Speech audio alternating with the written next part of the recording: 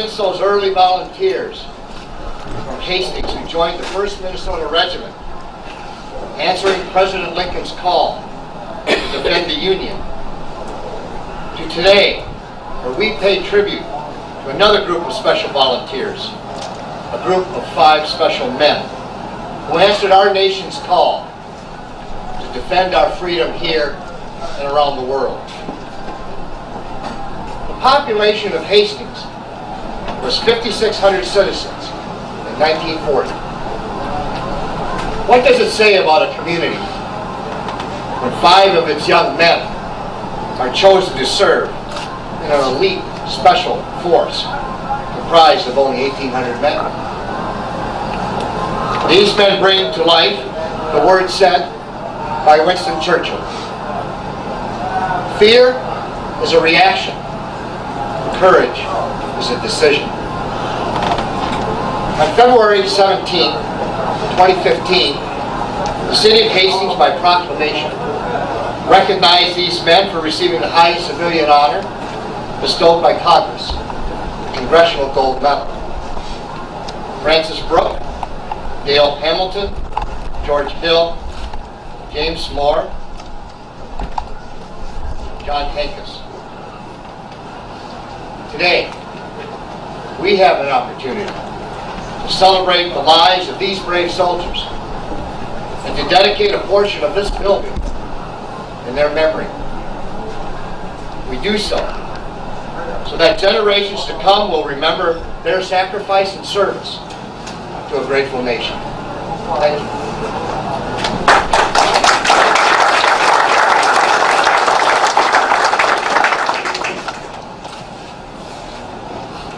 The mayor said he's not going to run again. A lot of you know what the draft is. He may get drafted back into some kind of service. Cindy Hopel is the leader, head of the First Special Service Force Association. And Cindy has the best grasp of what the association is about, certainly, but what the organization itself, the military organization, is all about. And Cindy, would you please tell us all the background? Yep. So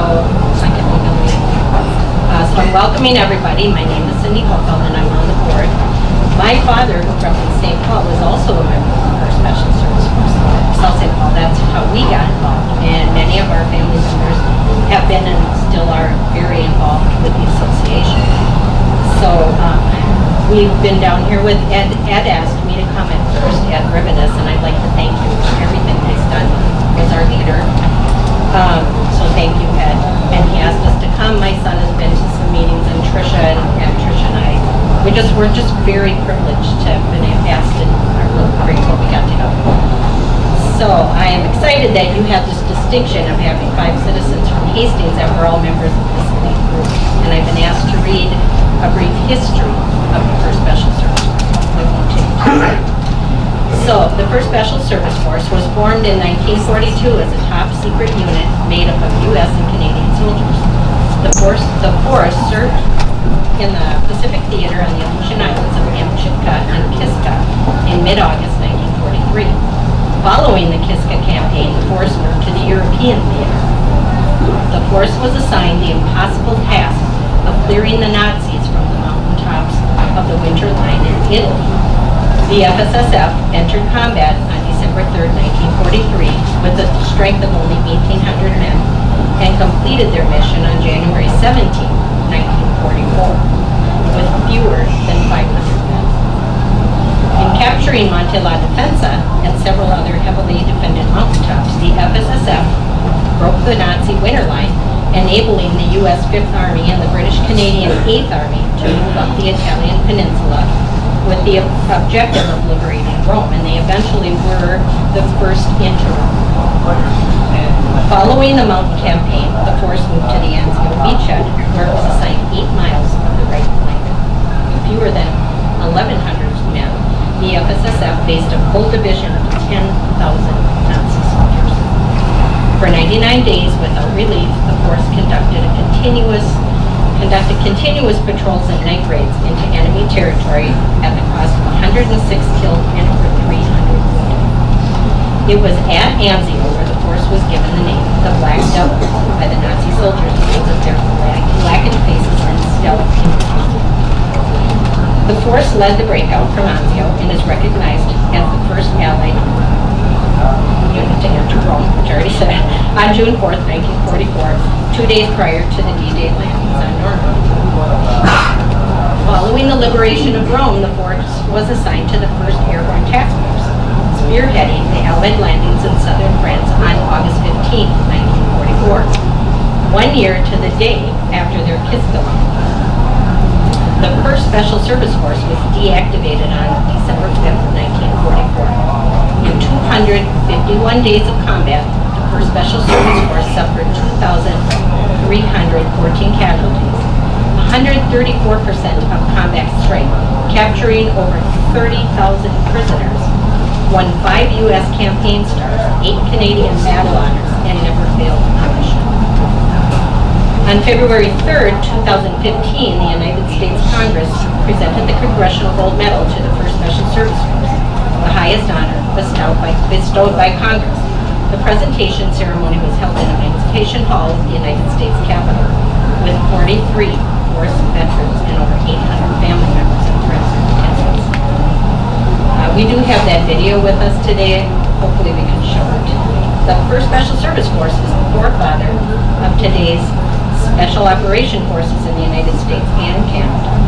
In the words of the Force veterans, most gratifying to the veterans of the 1st Special Service Force is that its traditions and honors did not die, but are carried forward, with its lineage embracing outstanding active units of 2 great democracies, the Canadian Special Operations Regiment and the United States Army Special Forces.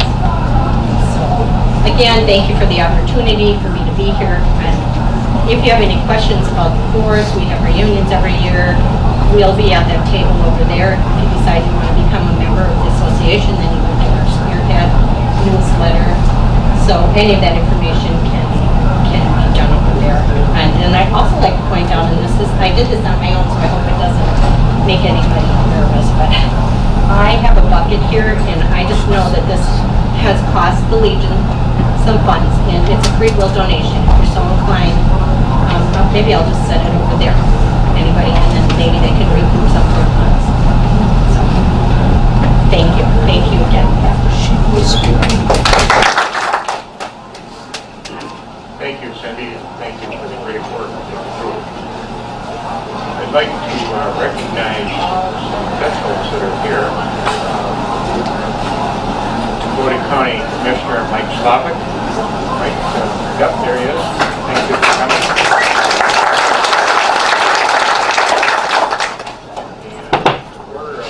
Office is former State Representative Carla Begum, former Washington County Commissioner Carla Begum, and current Minnesota State Senator Carla Begum. Carla is right here.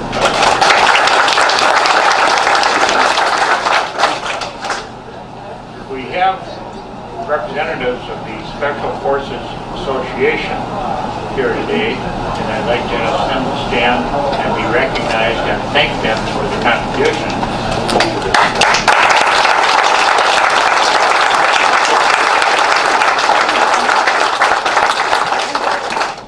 Thank you. United States Senator Amy Klobuchar has been involved in all things military in Minnesota since she's been United States Senator. But she was very involved in arranging for and presenting the gold medal for the Hastings 5 that was done. I can't remember if it was last year or the year before, but and John Hankus was able to attend it. Amy Klobuchar could not be here today, but she did ask one of her key staff persons, Kurt Johnson, to be here and to give a message to us from her and her office. So I'd like to call on Kurt Johnson, who is also a proud member of the Minnesota Army National Guard. Thank you for your service there.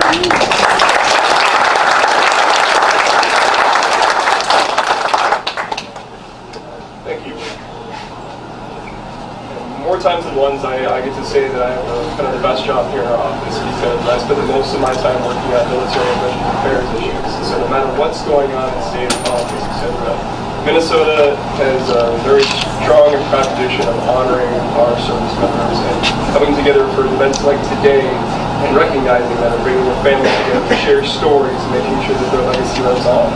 So thank you to the American Legion and VFW for hosting this just for myself. I have the privilege of reading this letter here for Senator Klobuchar. Dear friends, Closer to the microphone, please.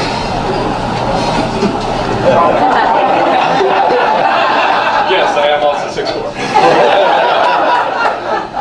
Dear friends, thank you for the kind invitation to join you for the celebration of the Hastings 5. I would like to take this opportunity to acknowledge and reflect on the service of our veterans, and also want to commend the leaders gathered here today for hosting this event. And I also especially want to thank General Simon here for his years of service leading our nation's finest. Serving our nation in wartime is a uniquely noble mission that the Hastings 5 knew well: commitment to country, service over self, and a readiness to protect our nation and the principles that guide us characterize the lives of those who serve. Living by these values can often come with tremendous sacrifice, which is why our military communities deserve our consistent, unwavering support. There is no expiration of the benefits they've earned, no limit to the honor they are due, and no time when we will not be indebted to them. I want to add my sincere thanks and gratitude to our veterans, and I especially want to thank the families of Lieutenant James Moore, Private First Class Francis Brooke, Private First Class Dale Hamilton, Staff Sergeant John Hankus, and Private George Hill for joining us here today. Your family members' selflessness and courage saved many lives without any regard for their own. Our country would not be the same without their service. I am honored to serve the United States Senate, Senator Klobuchar. Thank you.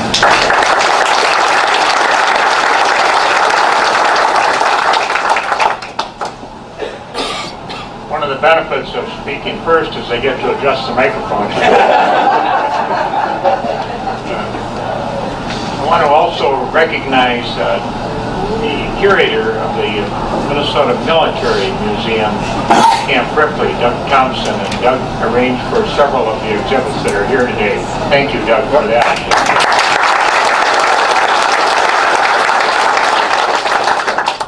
What we are here for today is to celebrate the service, the lives, the history of the Hastings 5.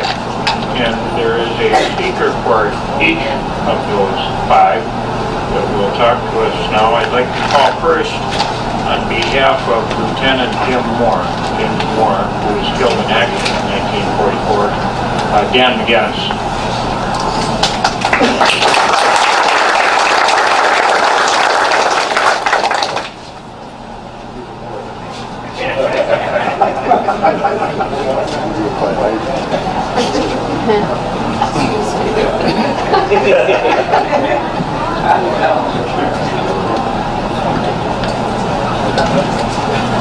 Here. Not that low. The picture here is Lieutenant Jimmy Moore. He hated that picture, and he told his wife, and it got to his daughter when I talked to his daughter. He goes, near Fort Harrison, we just finished a 20-mile run. It was hot and sweaty, and Colonel Frederick came in and said, "Pictures right now, get your uniforms on." And he said, I never had a chance to show. That's the story. Many of you, I hope you get a chance to watch the Devil's Brigade. At Fort Harrison in Montana, there's a scene at first when the Canadians and the Americans couldn't fight, and they joined together in a bar brawl, one of the lumberjacks, and men got tossed through the windows, and it became an occurring event at the Gold Bar Saloon in Montana. Jimmy Moore might be the only one that actually at New Year's Eve picked up the jukebox and threw it right through the picture window. And his wife Rita ran home and got silver dollars to pay for the window. When he got there, he grabbed the silver dollars and threw them around, and I believe will state welcoming everybody Happy New Year and have a great great time. And here's a drinks on me. So this is the start of Jimmy Moore. Jimmy Moore was the son of a Wisconsin sailor, World War I Wisconsin sailor, who was stationed in the Hawaiian Islands.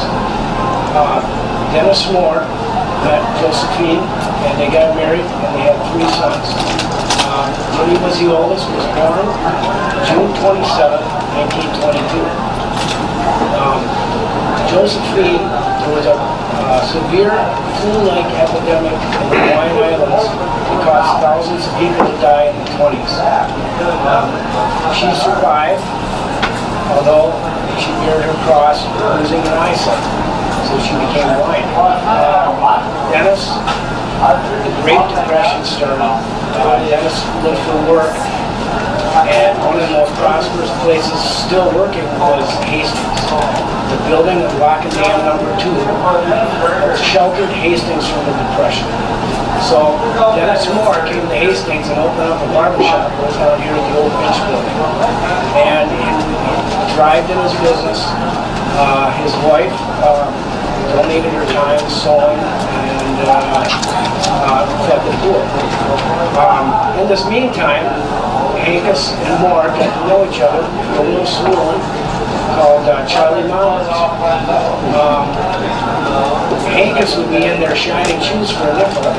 Jimmy Moore got to sit with his dad and watch over his shoulder playing poker.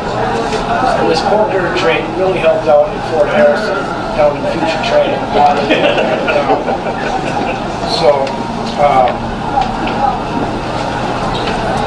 Jimmy was a great athlete. Hankus used to laugh because Jimmy was Hawaiian and he never had shoes. He ran around barefoot all the time. So he played basketball and football and track in barefoot. Finally the coaches made him wear shoes. And Hankus laughed. It took him a long time to adjust. But him and Hankus both starred in football and basketball. They both played in the 1939, the first game of Tom Field underneath the lights of the entire state of Minnesota. That's even before the college played. So Jimmy Moore was the halfback, and Hankus was the quarterback. And they went undefeated that year, and they're considered, according to Hankus, the best Hastings team. They beat Hibbing, they beat Lake City and South St. Paul, and in the first game, which the governor attended, Hastings pummeled Stillwater and went undefeated. They continued on to basketball. Hankus was the captain. Jimmy Moore was the lead scorer. These two guys, in every picture you've ever seen, they're right next to each other. One in between. And now at the same time, this first game, they were in high school. They both signed up for the National Guard in the September of 1939. Well, on January 1st, 1941, 11 months before Pearl Harbor, President Roosevelt called the National Guard to federal duty. January 16th, 102 men plus 5 officers marched from the Hastings Armory to the depot, boarded the train, and for Camp Hahn in California. This was the 216th Coastal Artillery, or Battery of the 216th Regiment of the 101st Coastal Artillery Anti-Aircraft Artillery. Hastings specialized in the big guns, on the defense, and machine guns. Of these 102 men, 7 became on the Hastings Armory, became first special service for board members.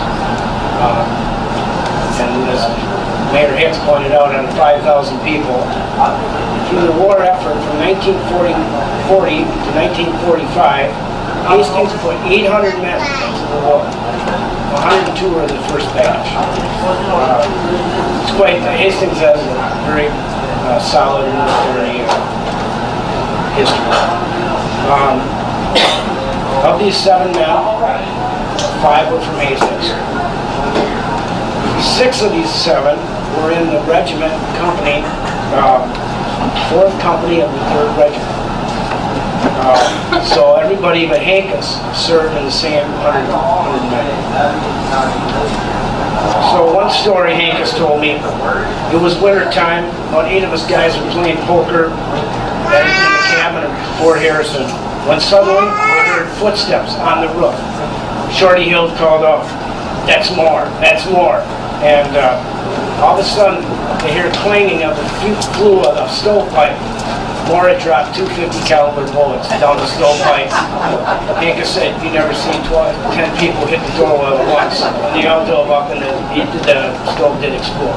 So Jimmy Moore was kind of a prankster as well as, I guess I should go back to one story. At Camp Han, there's probably 10,000 people at Camp Han. Jimmy Moore started, as well as Jim Mack, both started on the Camp Han football team. And these guys played Stanford and USC and all the big college names. Jimmy Moore's ambition was to play professional football, but he was called out of his senior year to take that training. So the force made its trip to Helena, to Vermont, back to California, Kishka, Alaska, back to the East Coast, and then before the Mediterranean Theater. I forgot to say that his high school sweetheart, Rita Peltier, followed him everywhere. And even though Colonel Frederick didn't want the force members to be married because this was a commando suicide mission, Moore and Rita were married. And not only once. Every state they entered, whether on furlough, they got married.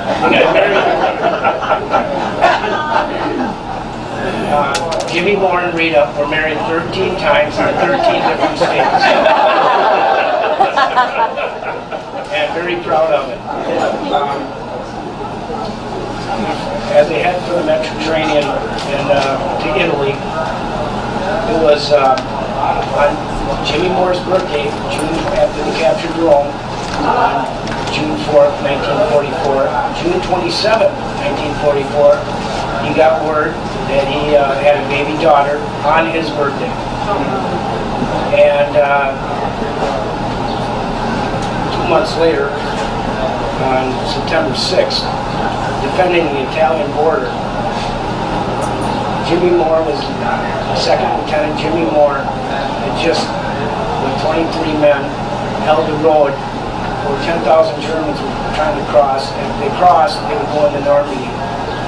Moore held the line, but at the same time, the German sniper found his bars, and he was shot. Where he is buried in Italy, there's a plaque, a marble plaque in his name. He never got a chance to see his daughter. I had a chance to talk to her. She had at least survived by one granddaughter who lives in California, Molly Serrano, who couldn't be here. Hankus told me 10 years after Jimmy was killed, they went to the gravesite in Rose Cemetery in Dragnow, and were shot and had a Catholic mass, and I can tell those guys were best friends. Thank you.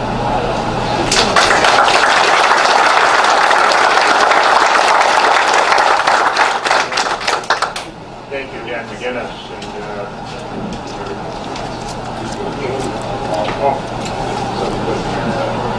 Okay. Do some adjusting.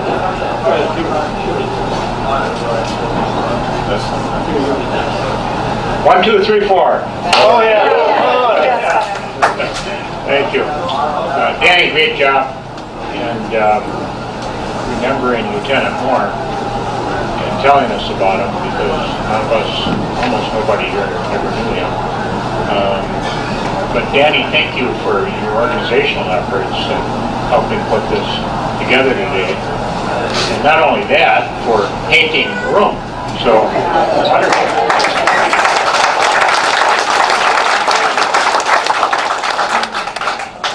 Sergeant Francis Brook was another hero from Hastings.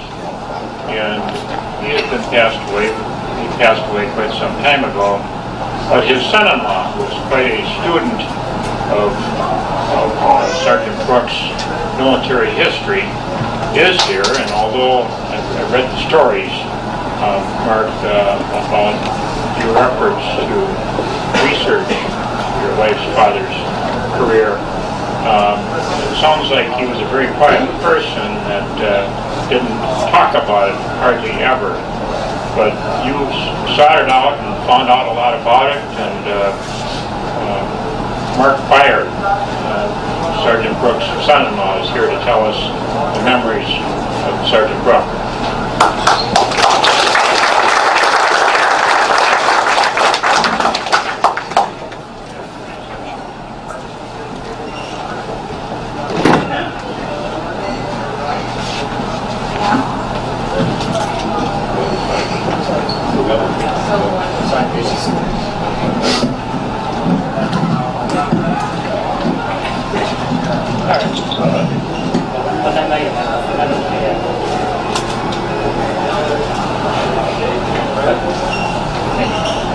Thank you, Harry, for that introduction. Good afternoon. Welcome and thank you for attending today's ceremony honoring the Hastings Five. My name is Mark Byer. I am married to Kate Brooke Byer, Franny Brooks' only child. She's sitting right there, kicking Kate. Franny got a little later start in life. He was 55 when Kate was born. Kate, I'm an attorney in Edina. Kate is a Spanish teacher at Bloomington Jefferson High School, and we reside in Eden Prairie with our two sons, Colin and Nathan. Franny's only grandchildren whom we never met. Colin is 13 and just finished 7th grade at Central Middle School in Eden Prairie, and Nathan is 9 and just finished 3rd grade at Eagle Heights Spanish Northern. It is my distinct honor and privilege to be addressing you today on behalf of Franny Brooke and his family. Kate and I met in the summer of 1997 and we married in 2000. Franny died in September of 2002. So while I did know Franny for a few years before he passed, I can't say that we ever had any conversations about his military service. Like many men his age, I knew he had served in World War II, but I did not know any of the details. At that point in my life, asking Franny about his military service just wasn't on my radar. And Kate would tell you that she knew very little about his military service as well. Like so many veterans, it just wasn't something that he ever talked about. And it was not something that Kate necessarily felt compelled to ask him about either. Fast forward to the spring of 2013. Kate and I were on a spring break trip in New Orleans. At the end of our trip, after having had our fill of the French Quarter, we were looking for one final attraction before we headed to the airport. We had heard good things about the National World War II Museum, so we decided to check it out. It's a great museum. You could spend many days there. It's full of information, and as we were taking it all in, well, we reminded ourselves that Kate's dad, Franny, had served in World War II. He had been a part of all of this, but how? We really didn't know, and we were somewhat embarrassed to admit to ourselves that here we were at this museum and we didn't know what Kate's dad, how he fit into all of this. After Franny's death in 2002, his wife, Ellen, downsized. As part of that effort, she gave Kate Franny's old footlocker. We never opened it, and we just put it in a crawl space in our basement where it collected dust for years. Out of sight, out of mind. I suspected, though, that this footlocker had information about Franny's World War II service. I determined then and there at the museum in New Orleans that I would explore the footlocker when I got home to see what we could find. And am I glad I did. One of the first things I found in the footlocker was this letter right here, which was displayed previously. It's dated May 23rd, 1945. It's the original letter, and is written by his commanding officer. It reads almost like a letter of recommendation for the 101st Airborne Division, where he served following the breakup of the force in December of 1944. It nicely summarizes his military service and mostly addresses what he and the others did as part of their service in the 1st Special Service Force. And we'll leave it out there if anybody wants to look at it. You're free to look at it later as well. Let me just read a brief portion of this letter. Ted Forth Brooke was honored the Bronze Star for his service in action near Rome. The mission of his unit was to secure a certain bridge over the Tiber River. This bridge was held by a strong and determined force of enemy who had mined the bridge.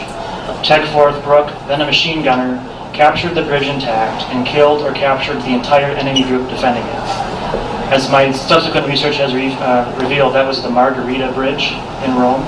And just this past fall, my parents traveled to Rome and they went and sought out this bridge and had many pictures taken by it. So that was a special treat to have my parents go and find that bridge. And it's no exaggeration today just to say that that bridge stands today because of people like Franny and the members of the 1st Special Service Force.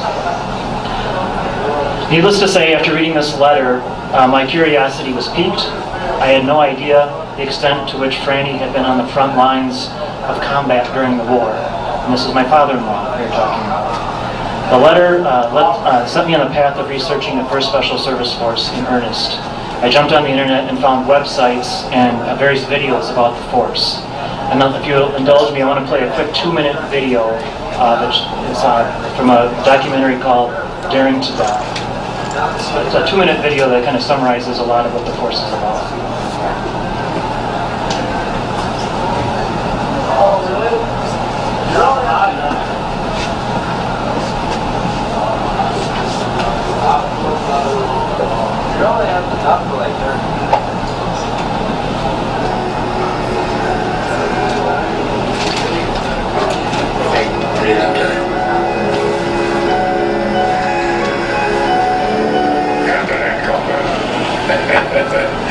Doesn't take long to break the guy's neck. You're trying to get information out of somebody, and people forget that at that point you have to get the information. You'll get it.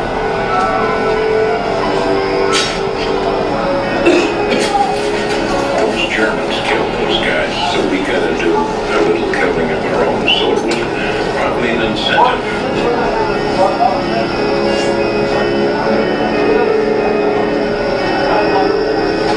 But when you gotta kill because they're gonna kill you right now if you don't protect yourself, you know. Hell, I joined the outfit for that.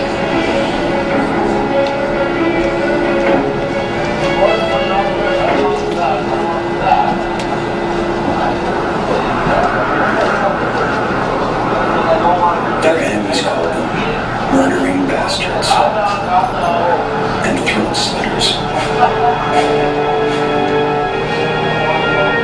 They haunted the nightmares of German troops in Italy and southern France. They took on missions that no other Allied force could handle. We stop it just right there.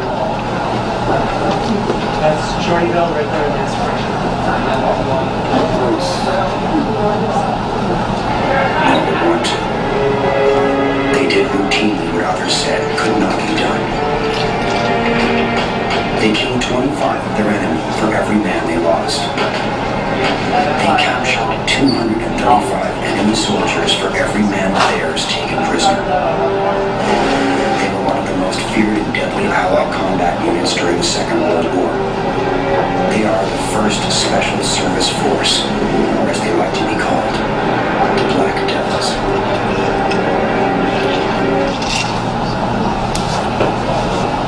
So again, watching that video, learning that was my father-in-law there, really, again, set me on the path to doing research. We learned that the force trained in Helena, Montana has been mentioned, and there was a memorial and a nice, the Montana Military Museum is in Helena, and lots of references to the 1st Special Service Force. So the annual reunion in the summer of 2014 was held in Helena. So that year my family and I, we planned a family trip and went out to Helena and were able to view the memorial and participate in a reunion of the 1st Special Service Force. Not long after that, we learned that the force would be receiving the Congressional Gold Medal, and Kate and I were honored to be in attendance in Washington, D.C. at the United States Capitol when the force was presented with that award back in February of 2015. As former Speaker of the House John Boehner stated during that ceremony, these men saved the free world. Franny's grandchildren are able to play Call of Duty World War II on their PlayStation device system because their grandpa and men like him lived it. On behalf of Franny and his family, I want to thank the Hastings American Legion Post 47 for this recognition today. Thank you.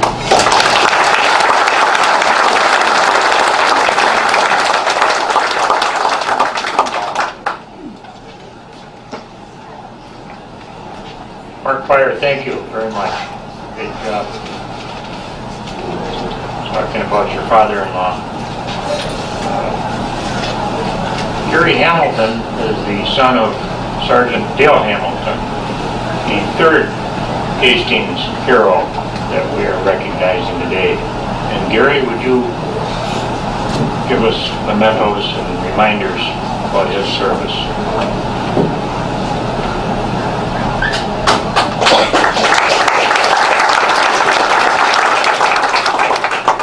Thanks everybody for coming. I'll try to get through without crying.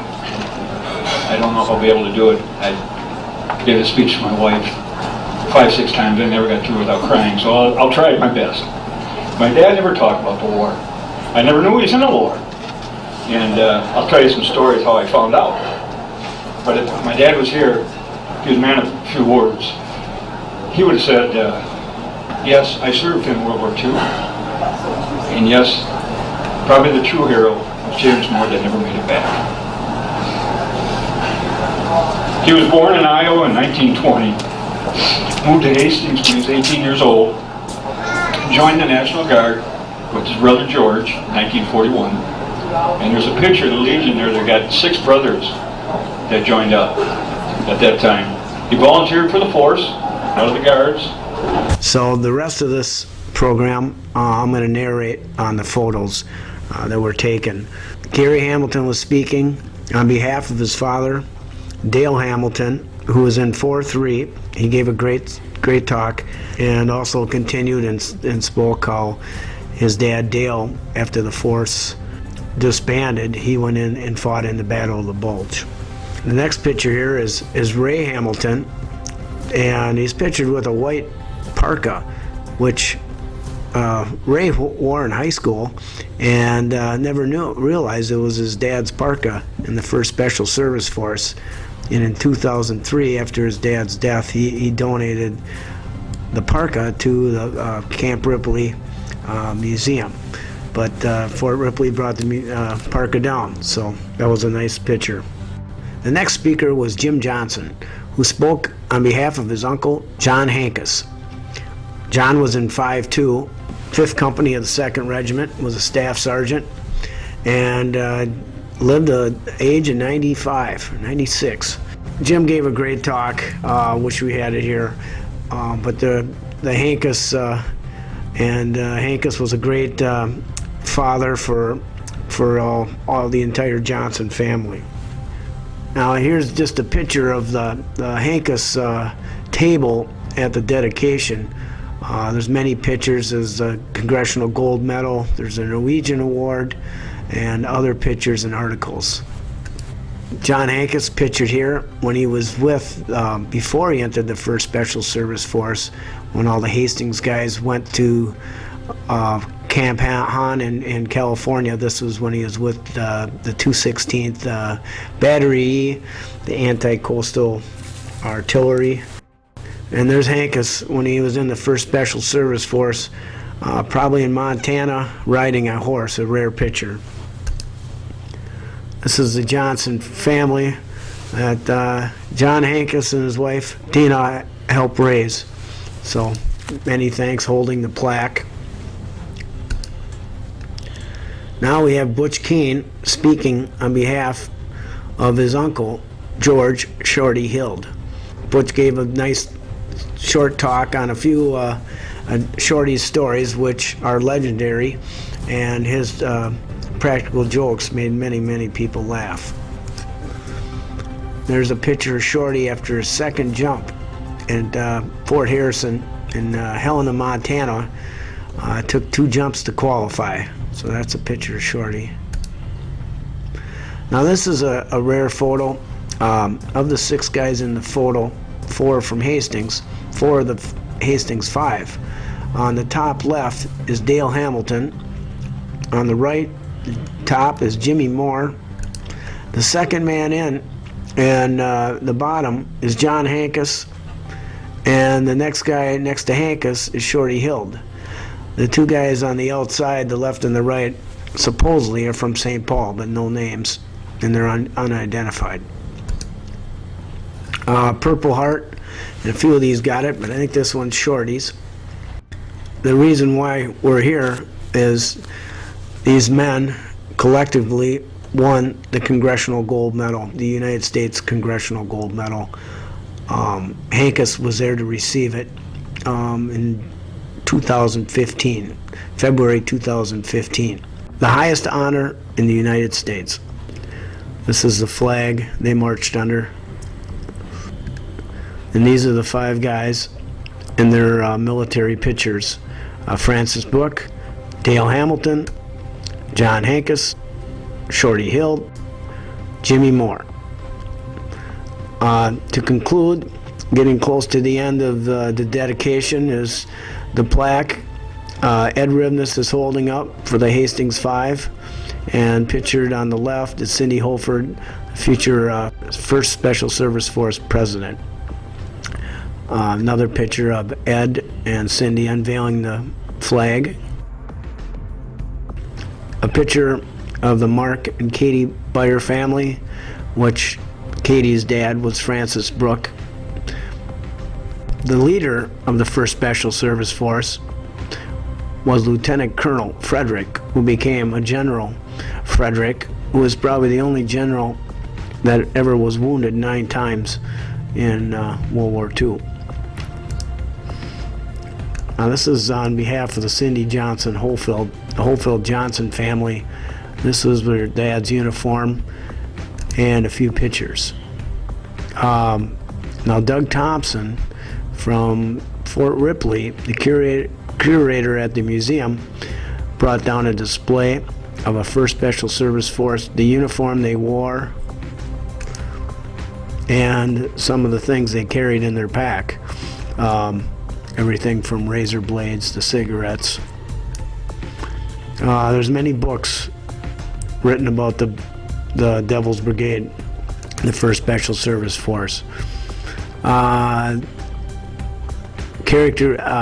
One unique characteristic with the 1st Special Service Force is they all carried a V-42 knife designed by Colonel Frederick at the time.